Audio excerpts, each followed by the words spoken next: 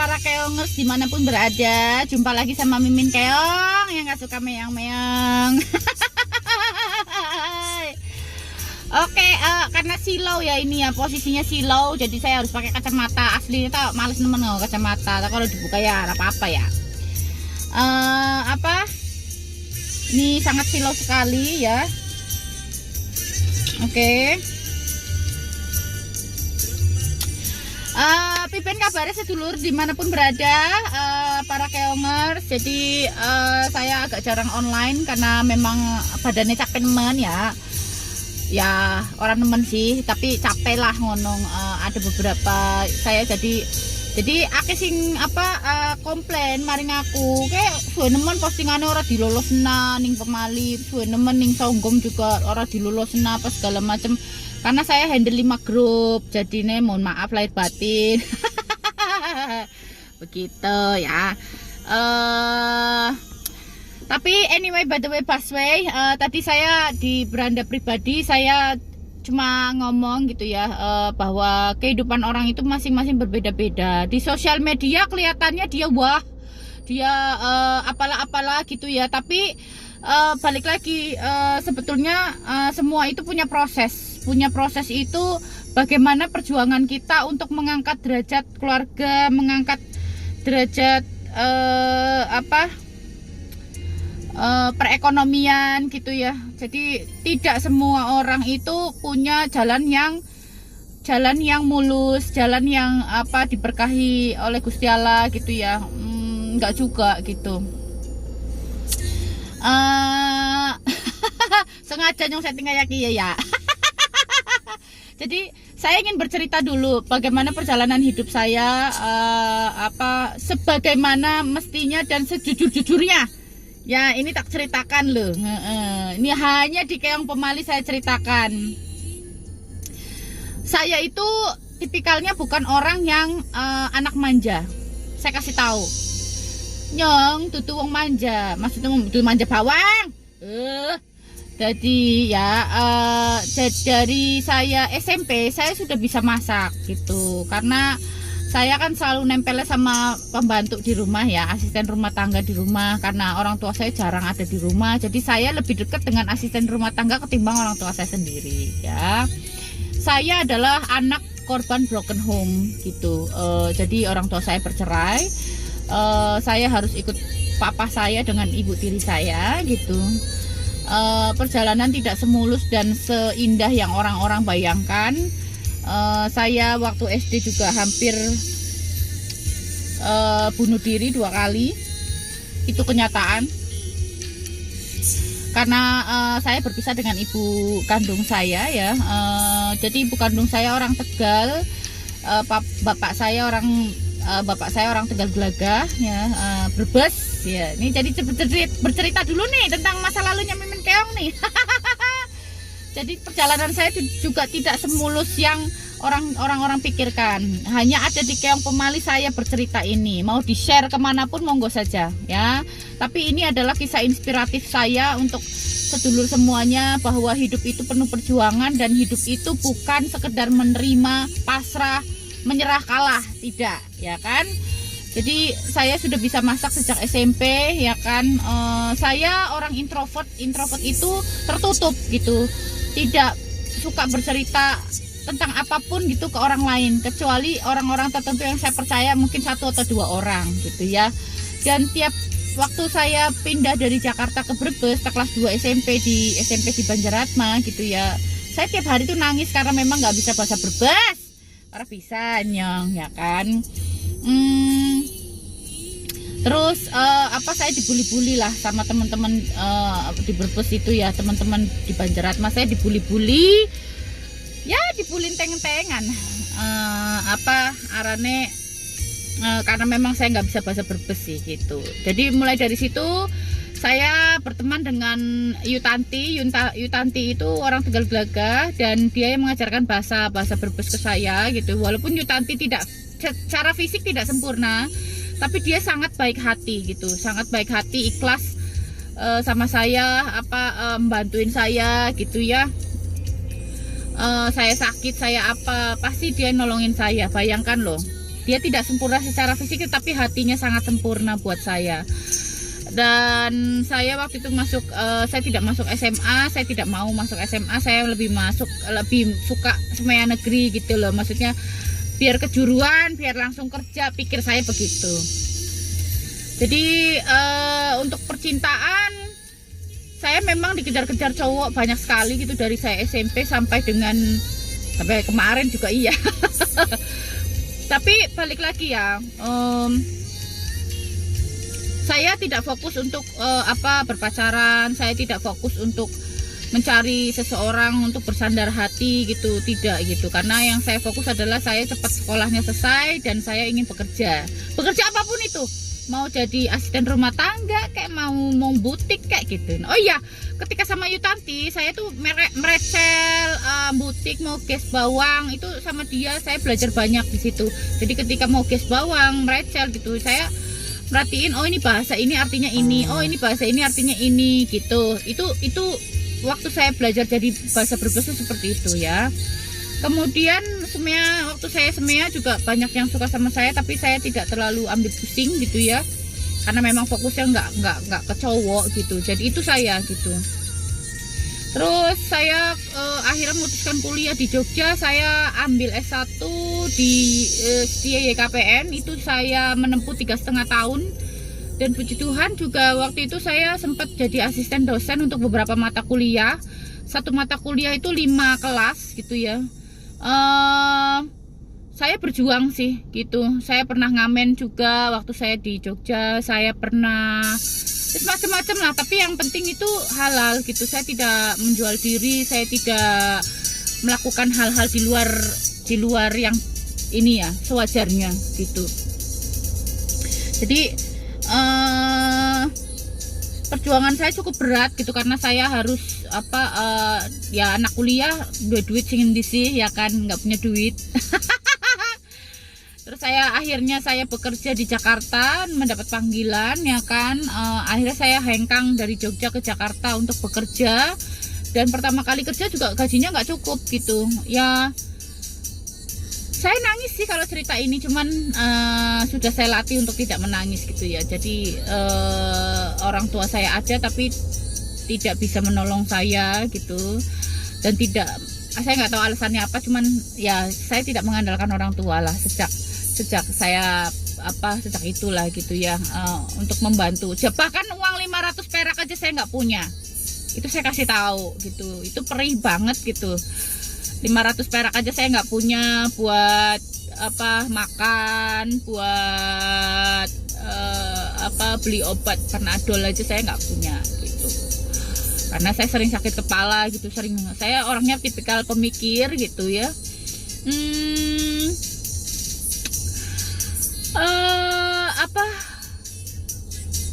Dan nggak ada yang bisa bantu saya, hanya saya dan Tuhan aja gitu ya. Jadi itulah, uang 500 perak aja dulu itu tuh lumayan bisa buat beli nasi gitu ya. Tapi saya nggak punya uang 500 perak itu, saya nggak punya.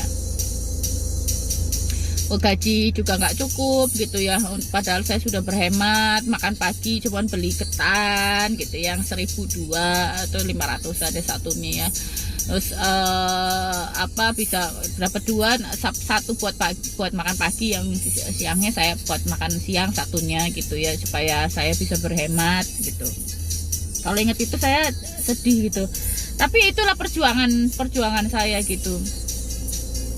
Makanya dari situ saya tidak pernah merendahkan orang. Saya tidak pernah bicara tukang loak lah, tukang sampah lah, tukang apapun itu. Saya tidak pernah, karena saya pernah ada di posisi yang tidak punya sama sekali gitu ya. Dan itu menyakitkan gitu. Makanya kalau ada di posisi ini, kalian bisa bantulah gitu ya.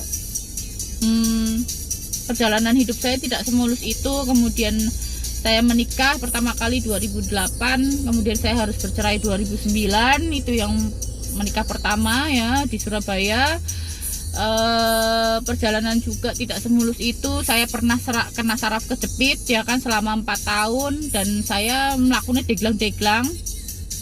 saya itu berobat kemana-mana gitu ya, sampai gajian tuh habis terus hanya untuk berobat supaya gimana caranya saya cepat sembuh gitu. Lagi-lagi tidak ada orang yang bisa menolong saya, bahkan saudara saya ataupun orang tua saya. Ingat bahwa saya punya itu bukan karena dari mereka, tapi mungkin mereka support doa aja sih gitu ya. Jadi kembali lagi ke kita bahwa kita ingin hidup jauh lebih baik, ingin membahagiakan orang-orang sekitar kita, itu aja. Jadi motivasinya di situ. Terus sering berjalannya waktu saya bisa karir saya bagus, kemudian diberkati semuanya gitu. Kemudian akhirnya ya itu ya, jatuh bangun lah gitu, ada di fitnah, ada di macam-macam. Kemudian saya menikah yang kedua juga 2015, kemudian saya tidak bertahan, akhirnya menikah dengan yang terakhir. Saya harus ambil keputusan bercerai setelah saya sembuh dari COVID ya, awal Februari. Jadi itulah kehidupan saya gitu, nggak gampang, nggak mudah. Ya itu tadi 500 perak saya aja nggak punya dulu ya. Jadi hargai uang, hargai sesamamu, jangan sampai kontok-kontokan sing orang genah. Sosial media itu kalau saya pribadi hanya untuk lucu-lucuan, kemudian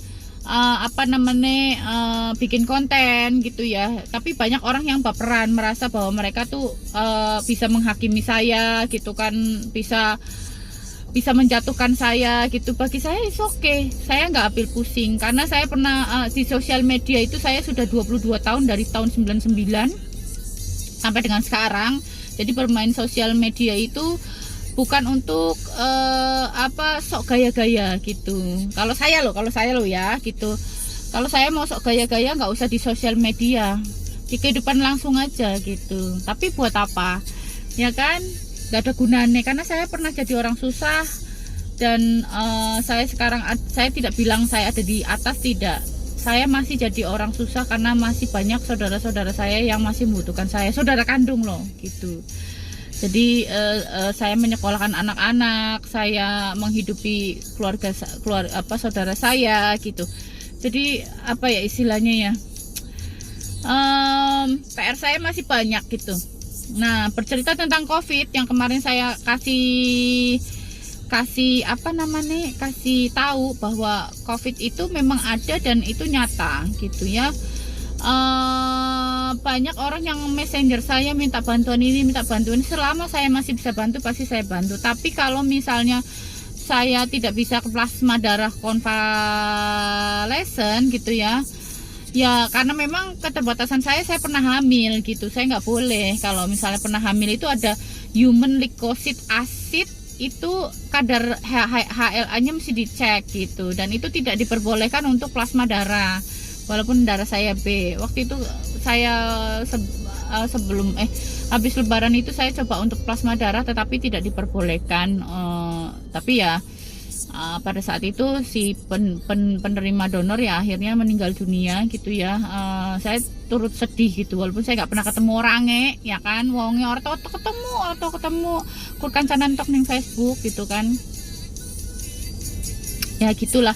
Jadi sebisa mungkin hidup saya untuk bermanfaat untuk orang lain gitu. Karena saya pernah sangat susah sekali. Bahkan saya pernah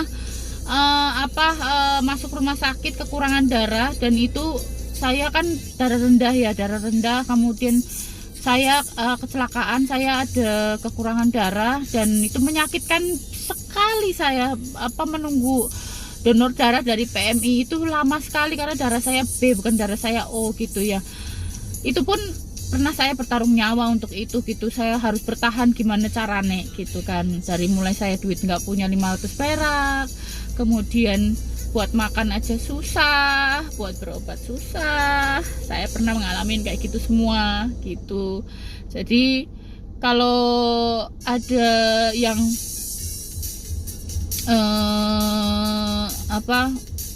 merasa bahwa uripe nyong bisa angel nemen sih, ora tahu bahagia, ora tahu duit akeh. Jangan salah, saya juga pernah begitu gitu. Tapi saya bisa bertahan dan saya ingin membuktikan pada dunia bahwa saya itu bisa. Jadi sedulur keongers dimanapun berada, kalian pasti bisa gitu. Semuanya bisa menjadi orang sukses asalkan mau gitu, untuk bekerja keras dan tidak malu. Jadi sepanjang itu halal gitu ya, lakukan. Tidak menjual diri, tidak merugikan orang lain, tidak nyolong, tidak menjadi narapidana, tidak, ya itu ya. Terus kemarin juga ada yang nanya ke Mimin Keong gitu, Min, emang bener Min sama Mas Army gitu, mau serius? Ya saya bilang iya, kenapa, ada apa? Ya kan Mas Army kan kecelakaan Min gitu, tidak ada kaki, sedangkan Mimin Keong kan wanita karir gitu, bagus hidupnya ini segala macam. Saya selalu bilang gini, sepanjang pasangan saya itu tidak pernah merugikan orang lain, misalnya dalam segi, misalnya dia pernah jadi narapidana atau dia nyolong apakah itu, saya lebih memilih orang yang tidak sempurna secara fisik ketimbang orang yang sempurna secara fisik tetapi otaknya dan hati nuraninya nggak ada. Saya tidak pernah sekali lagi, saya tidak pernah memandang orang itu secara fisik, tidak pernah sama sekali, tidak pernah. Jadi mau dia fisiknya seperti apapun itu pasti saya menyayangi mereka ya, karena Tuhan itu memberikan satu kelebihan atau kekurangan pada masing-masing orang itu bukan untuk diejek gitu loh, bukan untuk dibully, bukan gitu. Jadi mari kita hargai orang lain, apalagi orang-orang yang terdekat dengan kita gitu. Jangan sepelekan mereka, karena kita tidak pernah tahu apakah kita lebih dari dia atau dia lebih dari kita, tidak pernah tahu. Jadi dari itu saya selalu ngomong gitu ya, Min, nggak nyesel Min nanti punya suami yang tidak sempurna secara fisik. Buat apa menyesal gitu loh, karena hidup itu bukan masalah kesempurnaan gitu. Hidup kita jadi sempurna karena orang lain, orang tersebut bisa menyempurnakan hidup kita gitu. Itu pada poinnya. Jadi nanti gimana Min, kamu wanita karir apa dianya tetap berkarya dalam, kan nanti penghasilan tidak tetap. Penghasilan itu, rezeki itu datangnya dari Tuhan, bukan orang lain yang menentukan. Jadi saya selalu berusaha dengan Mas Army untuk bisa kolaborasi gimana caranya. Dan saya juga mau mendirikan namanya Rumah Musik Peduli gitu. Rumah Musik Peduli itu untuk membantu para kami nanti akan jualan merchandise, kami akan jualan misalnya kaos, kemudian ada mug ya, termasuk dengan Keong Pemali juga saya akan menjual beberapa merchandise gitu ya, untuk membantu orang-orang yang di luar sana yang membutuhkan kita. Itu loh kami gitu loh. Jadi agar anak sih ngomong loh kok ngoke reka-reka temen Min orang do duit kah nggak tuku apa, mau ada duit dibeli syukur, tidak ada duit juga tidak apa-apa, kami tidak memaksa gitu ya. Tapi yang terpenting kami ingin membantu perekonomian lokal di Brebes gitu, supaya carane kue piben bangkit sama-sama ya, kayak gitu. Ini saya coba sapa dulu ya, ini ada siapa saja ini. Kang Ahmad Sutoro, selamat pagi Kang. Gimana ibu nih Kang, plasma darahnya wis oli? Saya nggak bisa plasma darah, saya wanita pernah hamil, jadi saya tidak diperbolehkan oleh PMI gitu, golongan darah saya B. Yusan ya Khair, pagi, Mimin Keong pagi juga yuk, sehat selalu ya kesayangan. Kang Adip pagi, jerone beudan ya jerone. Ini memang saya setting begini supaya nggak terlalu monoton ya, settingan di handphonenya gitu. Yuwiwi nang jero mobil sehat selalu ya Mimin tersayang gitu. Oke, sehat selalu juga buat Yuwiwi tercinta ya. Ditunggu ya. Jadi kejutan dari Mimin Keong nanti minggu depan. Nanti ada Mimin Keong akan mulai menjual namanya gelas keong pemali sama kaos ya, penjualan kaos gitu. Jadi penjualan kaos, keuntungan penjualan kaos sebagian akan saya sumbangkan untuk Rumah Musik Peduli ya kan, untuk charity pemali berbagi juga. Jadi dari situ nanti bisa kelihatan gitu apa kegiatannya, kita saling mendukung satu sama lain gitu ya. Dalan alus meliwis jadi melu sedih min yang ceritanya masa lalu. Iya, saya punya masa lalu yang sangat menyakitkan, bahkan sebenarnya saya tidak ingin bercerita itu gitu, tapi itulah perjuangan orang masing-masing hidup ya gitu. Saat ini saya mungkin masih berjuang untuk Rumah Musik Brebes gitu ya, karena ada banyak orang di dalamnya yang memang punya jiwa musik tapi kurang didukung oleh orang-orang lokal kita, maksudnya orang ngomong Brebes gitu ya. Tapi lumayan lah, maksudnya secara komunitas mereka hebat tapi kurang didukung aja gitu. Ini ada lilin. Bu admin, bagaimana caranya saya mengatur emosi dan mengatasi ruwet bin capek menuju pernikahan? Berdoa. Sudah berdoa belum?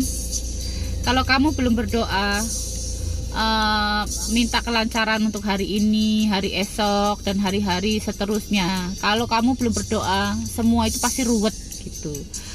Ambil air wudhu, berdoa ya kan, atasi dengan ketenangan ya. Jangan sampai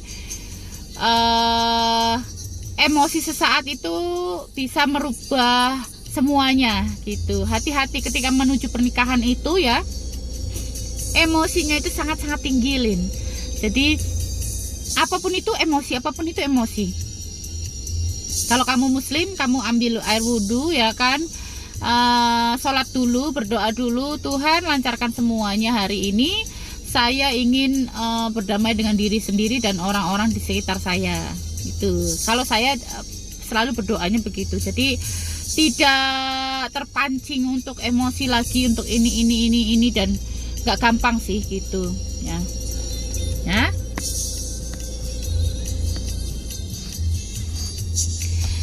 You elah anjing, you loli. Tulisannya God bless you ya, jangan good bless you. Jadi God bless you tuh GOD bukan GOOD. Kalau GOOD itu buat good itu baik gitu, tapi God bless you. GOD bless you gitu. Lin, kenapa Lin? Aku capek. Karena capek itu dibuat sendiri sih Lin. Kalau kamu tidak dibuat sendiri, tidak akan secapek itu gitu. Coba untuk relax sebentar ya kan. Coba memikirkan untuk menikah itu gini.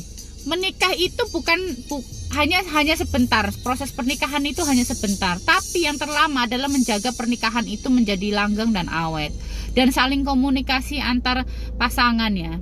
Jadi banyak orang yang gagal, saya juga gagal 2 kali karena komunikasi yang saya bangun dengan mantan suami saya itu kurang baik dan kurang bagus. Walaupun saya sudah berusaha sekeras mungkin gitu ya, dengan berbagai cara, ternyata tidak berhasil ya. Itu yang membuat kita kandas gitu, komunikasi. Jadi kalau dari komunikasi kamu sudah jelek, masalah pernikahan dan segala macam itu nantinya berimbas setelah pernikahan, gitu ya Lin ya. Berdiri untukku, untuk orang banyak, ya. Jadi Lin, Mimin Keong cuma menyarankan gitu loh, bahwa pernikahan itu bukan masalah status gitu. Pernikahan itu adalah 2 orang yang berkomitmen untuk saling menjaga, saling mengasihi, saling menyayangi, saling support gitu ya, saling mendukung satu sama lain. Jadi bukan karena mengejar status saya menikah gitu. Jangan Lin gitu. Jika kamu memang belum siap untuk menikah, jangan teruskan. Tapi kalau memang sudah mantap hati untuk bisa mengarungi semuanya, termasuk resiko-resikonya, Lin, ya ambil gitu. Tapi kalau kamu belum bisa untuk memantapkan hati dan belum siap untuk mengambil resikonya, lebih baik jangan gitu. Itu sih saran saya ya. Kalau saya sudah pernah menikah 2 kali, jadi saya tahu gimana rasanya, dan saya paling sengit kalau saya dibilang bahwa saya tuh gonta-ganti suami. Padahal saya tidak pernah bermaksud untuk gonta-ganti suami ya. Jadi orang mau ngecap saya bagaimana cerai karena karma apa segala macam, it's okay. Tapi perceraian itu bukan karma gitu loh. Perceraian itu keputusan dua belah pihak gitu kan, yang tidak bisa berkomunikasi dengan baik gitu loh, Lin. Yuwiwi, dalam hidup yang bisa menjadi penolong adalah diri sendiri. Betul, apapun keadaannya yang paling penting adalah diri sendiri, menerimanya dengan rasa syukur padanya tanpa ada kata tapi dan tak pernah berhenti untuk berdoa dan berusaha dalam kebaikan. Betul, itu yang saya rasakan gitu ya. Semangat juga untuk Yuwiwi. Jadi apa ya, di dalam sosial media itu kadang-kadang orang sindir-sindiran apa segala macam bermaksud untuk guyonan. It's okay gitu kan, itu normal. Jadi anggaran wong selalu serius nemen lah, yang baperannya level dewa gitu ya. Tapi dia tidak tahu apa yang kita rasakan gitu ya, karena sosial media itu hanya tahu kita 1% aja sih gitu. Jadi anggaran misalnya di sosial media terkesannya itu mempresentasikan bahwa kita itu seperti itu semua dalam kehidupan sehari-hari kita, ya enggak juga gitu ya. Orang kayak kue judulnya kayak kue loh. Kalau saya sih cuman ya paling 1% doang sih di sosial media, tapi ya orang kabeh. Masalah anak sing serius kayak Charity ya serius kayak gitu. Nanti saya bikin rumah musik peduli gabungan sama Keong Pemali dan Pemali Brebes 2 gitu ya. Jadi 3 grup ini bergabung menjadi satu. Itu kita punya Charity Pemali Berbagi dan juga rumah musik peduli ya kan. Itu loh. Ya kan, saya punya tujuan kenapa saya bikin grup seperti ini gitu ya. Kemudian nanti rumah musik sudah punya legalitas, Pemali sudah hampir jadi legalitasnya. Jadi dari situ saya juga menata semuanya gitu supaya punya grup itu bermanfaat untuk bagi banyak orang ya. Kenapa lagi, Lin?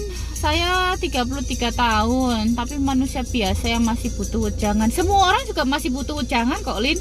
Bahkan saya ini masih agak ngantuk ya, karena anak saya yang kecil itu batuk, jadi jam 2 pas setengah 3 tuh batuk-batuk muntah-muntah, riaknya keluar, jadi saya masih bangun gitu ya.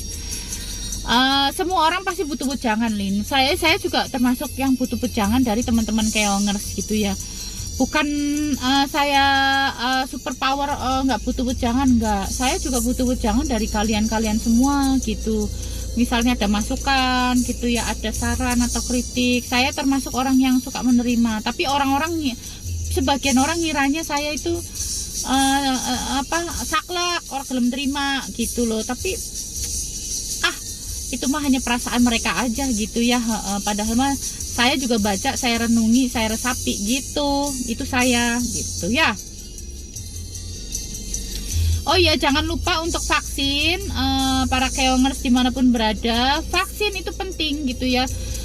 Saya kemarin habis vaksin AstraZeneca itu minggu lalu hari Selasa. Jadi saya mengalami demam tinggi sampai 24 jam. Jadi saya mengalami demam tinggi sampai 24 jam. Tapi jangan khawatir, 6 jam sekali saya selalu minum obat ya kan. Obat yang diberikan oleh dokter namanya paracetamol. Itu mereka kasih 5 butir. Jadi selama 6 jam sekali saya minum, sudah 4 butir, masih ada sisa 1 butir saya kantongin di tas saya. Kalau misalnya anggar nyong demam ya ini ngeri bleng kayak gitu ya kan. Oke, kalau mau bicara tentang proses bagaimana kita mendewasakan diri kemudian kita sampai dengan posisi ini, itu sangat-sangat komplikasi lah ceritane gitu ya. Dan apa, Mimin Keong kue asline ya kayak kie, asline tapi arepan lucu-lucuan yang gawe konten lucu-lucuan, anggapan gawe seriusan yang gawe seriusan kayak gitu. Jadi anggar misal lagi serius aja digawe guyonan, anggar lagi guyonan digawe serius, ya ndase mumet to melune. Ya gitu ya kan. Oke, mungkin seperti itu dulu karena sudah setengah jam saya online gitu ya. Ditunggu ya bagi apa keongers yang ingin pesan kaos keong pemali dan juga mug atau gelas keong pemali, monggo nanti begitu sudah jadi nanti saya akan upload di grup gitu. Dan itu inden ya, jadi hanya stok itu hanya ada beberapa saja yang ukurannya berapa saja dan harganya juga cukup murah. Sama-sama kita saling berbagi untuk bisa membantu orang-orang yang kesusahan juga gitu. Itu gunanya grup. Jadi Mimin Keong tidak mencari eksistensi. Oke, sementara itu dulu. Selamat pagi, selamat beraktivitas, jaga kesehatan, prokesnya dipakai ya, protokol kesehatan, ditolong vaksinnya juga diikutin karena Brebes sudah mulai vaksin ya, harus vaksin, jangan sampai tidak vaksin ya. Oke, salam sayang dari Mimin Keong yang gak suka meong-meong.